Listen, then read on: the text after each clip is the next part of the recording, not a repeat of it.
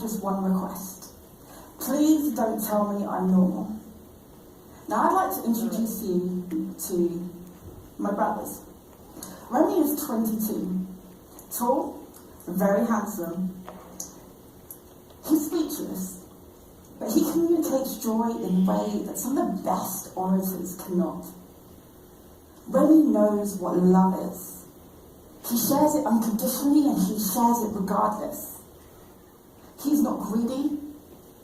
He doesn't see skin colour. He doesn't care about religious differences. And get this, he has never told a lie.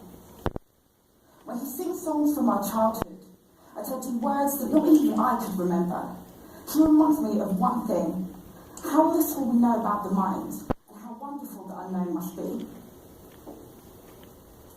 Samuel is 16. He's tall, he's very handsome. He has the most impeccable memory. He has a selective one though. He doesn't remember if he stole my chocolate bar, but he remembers the year of release for every song on my iPod, conversations we had when he was 4, weighing on my arm on the first ever episode of Teletubbies and Lady Gaga's birthday. Don't they sound incredible? But most people don't agree. And in fact, because their minds don't fit into society's version of normal, they're often bypassed and misunderstood. But what lifted my heart and strengthened my soul was that even though this was the case, although they were not seen as ordinary, this could only mean one thing: that they were extraordinary, autistic, and extraordinary. Now, for you who may be less familiar with the term autism, it's a complex brain disorder that affects social communication, learning, and sometimes physical skills. It manifests in each individual differently, hence why Remy is so different from Sam. And across the world, every 20 minutes, one new person is diagnosed with autism. And although it's one of the fastest growing developmental disorders in the world, there is no known cause or cure. I cannot remember the first moment I encountered autism, but I cannot recall a day without it. I was just 3 years old when my brother came along, and I was so excited that I had a new being in my life. And after a few months went by, I realised that he was different. He screamed a lot. He didn't want to play like the other babies did, and in fact, he didn't seem very interested in me whatsoever.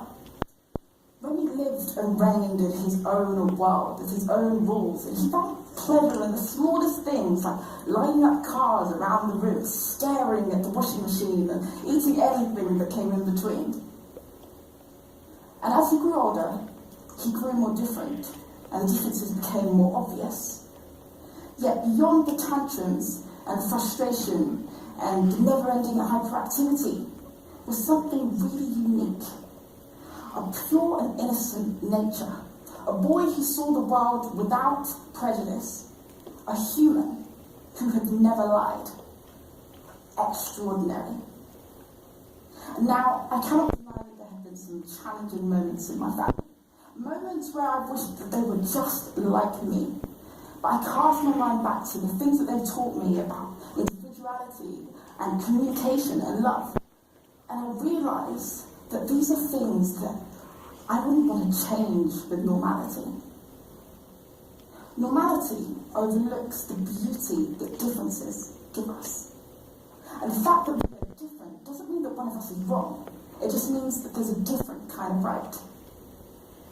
And if I could communicate just one thing to Remy and to Sam, and to you, it would be that you don't have to be normal. You can be extraordinary. Because autistic or not, the differences that we have, we've got a gift. Everyone's got a gift inside of us. And in all honesty, the pursuit of normality is the ultimate sacrifice of potential. The chance for greatness, for progress, and for change dies the moment we try to be like someone else. Please, don't tell me I'm normal. Thank you.